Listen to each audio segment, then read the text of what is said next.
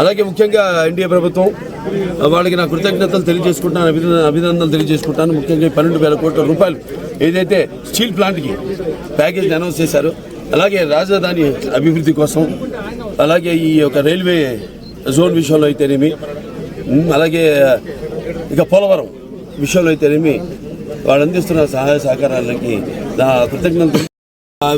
ఇలా అభివృద్ధి బాగా భౌగోళికంగా చూస్తే హిందూపురానికి మంచి భవిష్యత్తు. సో ఇప్పుడు మొన్న మా ఫైల్స్ కూడా నేను మూవ్ అవుతున్నాయి.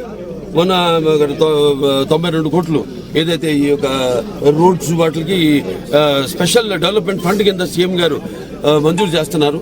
అలాగే ఈ 120 కోట్లు ఏదైతే హెచ్ఎన్ఎస్ఎస్కి మరమ్మతులు పైప్ లైన్ అయితేనేమి మార్చాల్సిన అవసరం ఉంది.